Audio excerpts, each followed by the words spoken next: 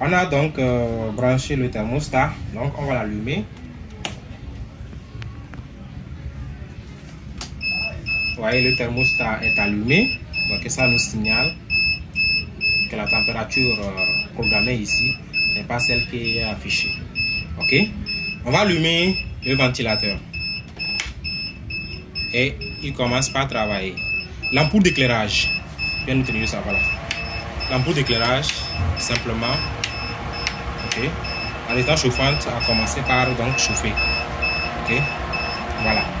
Donc ça c'est la valeur d'usine, la valeur préprogrammée, la valeur d'usine.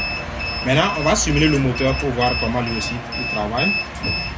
On va simuler aussi après le brumisateur. Donc, pour le thermostat, d'abord pour le cri là, pour l'arrêter, on appuie le bouton indiquant flèche bas là. Bouton indiquant bas, on appuie une fois simplement et ça s'arrête. Ok. Donc, maintenant, on appuie pour le retournement. Donc, on va simuler le moteur. On appuie le bouton indiquant haut. Vous voyez comme ça. Et le moteur commence par retourner. Vous voyez. Okay. Ça c'est on a simulé ça. Sinon, en temps normal, chaque 90 minutes, donc on va arriver là-bas, on voit la programmation. Chaque 90 minutes, le moteur fait son travail. Ok. Chaque 90 minutes, le moteur fait son travail. On va arriver là-bas. Donc on a juste simplement simulé. Donc quand ça tourne, vous voyez, ça tourne comme ça. Donc on fait comme ça, ça s'arrête. Donc c'est ça, c'est ce qui se passe dans la couveuse. Ça arrive au niveau du fer qui permet d'arrêter la fin de, donc qui permet d'arrêter la course. Donc quand ça touche la fin de course là, ça s'arrête. Okay. Donc quand j'enlève la main, j'appuie encore, ça tourne en sens inverse. C'est ce qui se passe chaque 90 minutes, ça va tourner en sens inverse. Voyez. Voilà. Ok. Maintenant on va faire la programmation. On appuie 7. Simplement, ça affiche donc TT.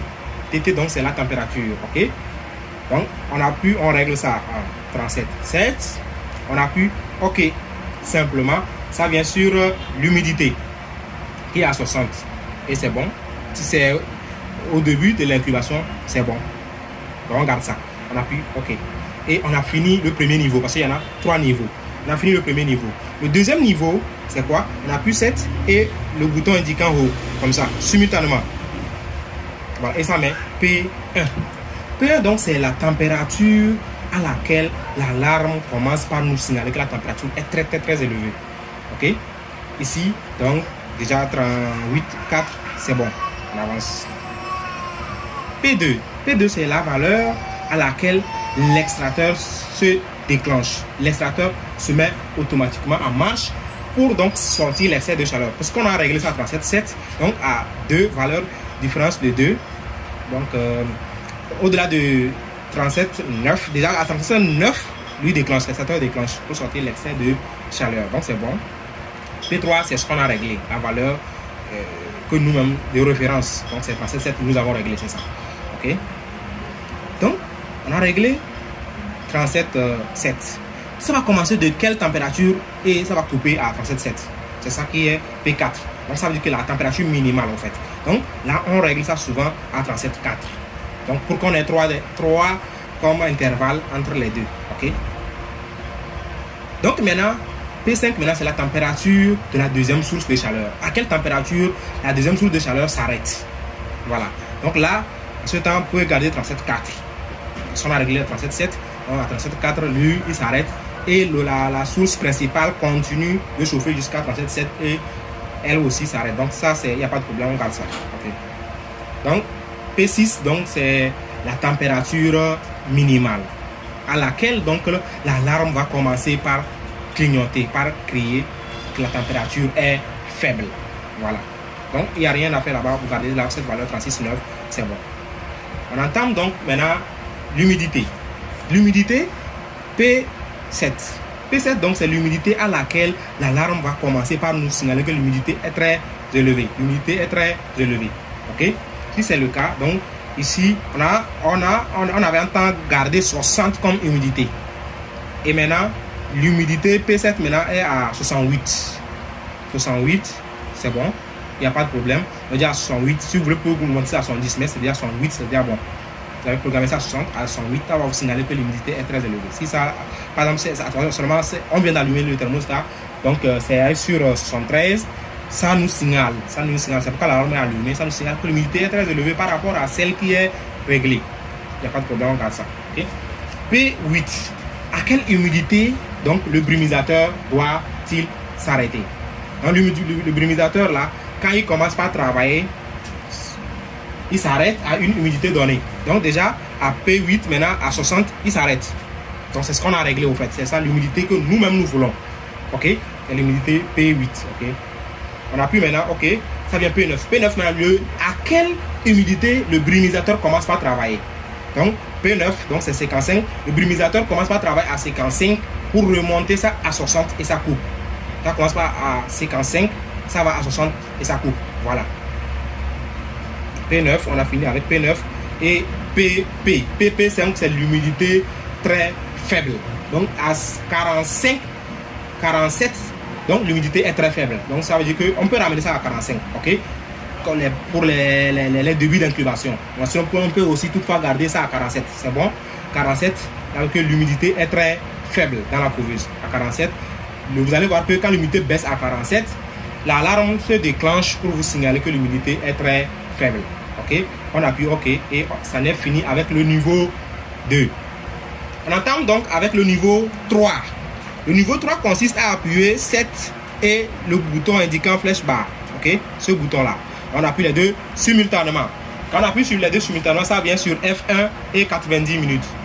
C'est F1 et 90. Donc 90 là, ça c'est en minutes. Ok, ça veut dire que quel intervalle le moteur, quel intervalle de temps le moteur va-t-il tourner? Donc le moteur tourne chaque 90 minutes, ce qui constitue 1h30 minutes. Ok, ça c'est bon. F1 c'est bon. F2, pendant combien de secondes donc le moteur doit-il tourner d'un point A à un autre point A, ou bien au point B? Donc quand ça tourne l'inclinaison, donc c'est ça 180 secondes. Lui il est en secondes. Ok, c'est bon. Il n'y a rien à toucher là. F3, c'est donc le temps de fonctionnement de l'extracteur automatiquement. L'extracteur travaille de façon automatique. Si vous savez la fonction de cette fonction, on n'a pas besoin de cette fonction, mais si vous voulez, vous pouvez garder cette fonction. L'extracteur, que la température soit basse ou haute, chaque 120 minutes, il doit sortir l'excès de chaleur. Mais il y en a F4 qui dit pendant combien de secondes? Donc pendant 30 secondes. Ok? Donc automatiquement, il sort l'excès de chaleur pendant 30 secondes. Donc c'est ça, 30 secondes là qui est F4. Ok, il n'y a rien à toucher là. Là également F5, donc c'est le calibrage de la température. Lorsque la sonde de la température commence par avoir un souci, là on peut calibrer après avoir essayé avec d'autres thermostats. On est sûr que le thermostat a une défaillance, a un souci. Là en ce temps, on le programme, on le calibre. Ok. Donc F5, F6, donc c'est le calibrage de l'humidité. Donc ça aussi, lorsque la sonde de l'humidité commence par avoir des soucis, et là, en ce temps, on passe au calibrage de l'humidité après avoir essayé avec d'autres hygrostats ou d'autres thermostats qui contrôlent donc l'humidité. Ok. Et fini avec la programmation du thermostat XM18D. Si cette vidéo vous a plu et que vous voulez en avoir plus, en apprendre plus également, donc n'hésitez pas à vous abonner, à liker et à partager pour avoir de nouvelles vidéos également. Donc d'ici là, je vous remercie. À plus. Ça va bien, bonsoir. Ça va? Ça va bien. On va donc simuler les différents matériels là. Un à un. On va les simuler un à un. Ils vont travailler, vous allez voir leur fonctionnement.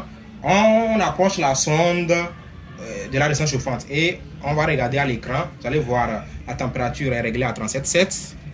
On a approché la sonde au niveau de la résistance chauffante. Vous allez voir que la température augmente. La température augmente. La température augmente. Ok? Et pendant que la température augmente, l'humidité aussi va baisser un peu. Ok? On y arrivera. On va simuler aussi l'humidité. Tout de suite, vous allez voir comment lui aussi travaille. Vous allez voir, aussitôt, lorsque la température atteint celle qu'on a réglée et ça dépasse, l'extracteur se met automatiquement en marche. Alors, on va arriver, là vous allez voir, lorsque la température, voit que ça monte un peu.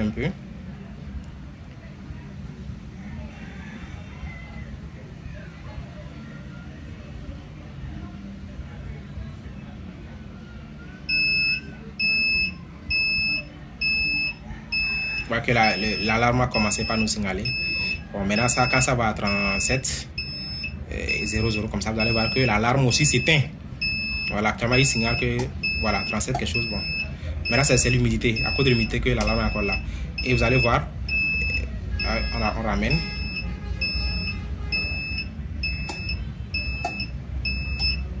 Voilà, l'extracteur a déclenché automatiquement. Vous voyez, la température a dépassé celle qu'on a réglée et bon, l'extracteur a déclenché automatiquement. Maintenant, l'alarme là, ça c'est pour l'humidité qui a dépassé, donc c'est ça qui fait que ça nous signale. Donc ça c'était pour l'ampoule d'éclairage. Okay, on avait simulé ça. Ça c'est le brasseur, ok, ou le ventilateur. Ok, donc on va éteindre. Pour celui-ci qui nous sert. Maintenant, on va simuler l'humidité. Ça, c'est le brumisateur qu'on a opté. Hein. Il y en a deux, comme ça, on va présenter le second. Alors, comme ça, ok, qui sera monté comme ça, normal. Et ici, là, c'est ça qui sera branché ici, ok, sur la prise, là. Et nous avons opté pour ce brumisateur-là. Donc, ce que nous allons faire, on va le simuler, on va le faire travailler, ok.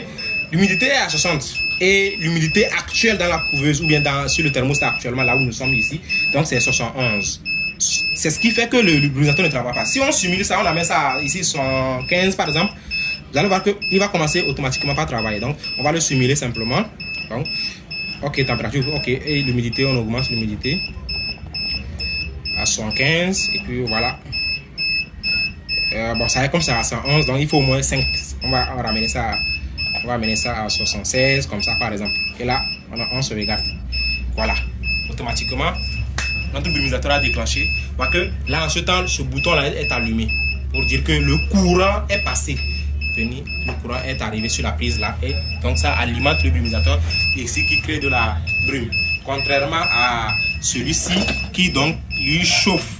Il chauffe l'eau et l'eau chauffée maintenant donne de l'humidité. Voilà. Vous avez le choix entre les deux, donc ça n'est fini avec donc la programmation donc, du thermostat avec ISM18D. Vous voyez, le moteur aussi qui fait son travail. Donc on a vérifié toutes les pièces. Vous voyez, voilà, et tous travaillent dans de bonnes conditions. C'est bon. Ça n'est fini. Si vous voulez avoir encore plus de vidéos, n'hésitez pas à vous abonner, à partager et à liker pour